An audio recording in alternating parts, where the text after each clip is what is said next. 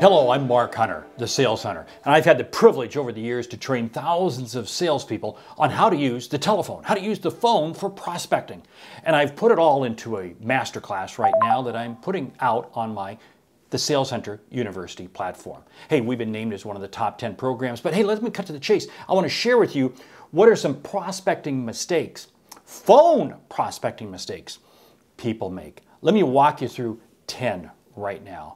Number one, bad opening lines. You see, some of the worst opening lines are, really, let's not kid ourselves, hey, how's the weather there? How was your weekend? How's your day going? Let me tell you something.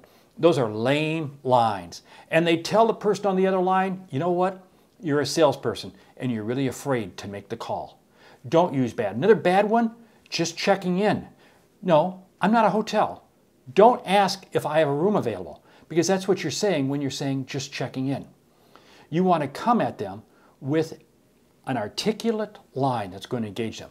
More about that in just a moment. Number two, unsure about your CTA. CTA, call to action. You have to make sure that you have a very clear call to action. What is the one thing you want that person to do as a result of the phone call? You have to be clear going into that, and that's what you're guiding and directing your phone call to. Number three, failing to engage. You see, too many salespeople, what they do is they call somebody up and they do all the talking. Well, excuse me, that's a listening tour for the prospect. And you know what? They're not interested. They're going to hang up on you. You have about 5 seconds to engage the prospect. Failing to engage is a recipe for being disconnected very quickly. Number four, stopping with the gatekeeper. Sure, it's easy to say, oh, gatekeeper say, well, I'll give them your information, and if they're interested, they'll call you. You know they're never going to call you. You know that. So why? You don't stop with the gatekeeper. You find other avenues to work around the gatekeeper, and you start by viewing the gatekeeper not as the gatekeeper, but the door opener. Number five, bad voicemails. Just the other day, I got a voicemail from a salesperson trying to sell me something, and it was 1 minute and 37 seconds long. You see, what was that salesperson? He was giving me his whole sales pitch right there. Believe me, I didn't listen to it. I only listened to a few seconds of it because I saw it was 1 minute and 37. Forget it, it's gone. Your voicemail must be short, tight, articulate, 12 to 16 seconds long. Number six, failing to ask questions. You see, if I want to engage the prospect, I have to ask them questions. Right. So you better go into your prospecting call with questions that you are ready to ask. Because if you're not ready to ask them, guess what? They're not going to be ready to answer. Number seven, making it about you. You see, when you call somebody, they're not expecting your call. The last thing they want to hear is how great you are, how great your company is. No. They have their own challenges, they have their own needs.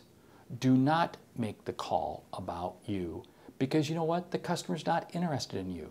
They're interested in their problems, their challenges.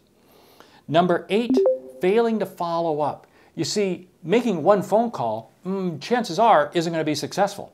You have to be able to make a continuous number of phone calls to be able to finally have a conversation with the person. So don't think for a moment, just because you've called them twice, oh, I've called them twice, they must not be interested. Excuse me, you haven't had a conversation.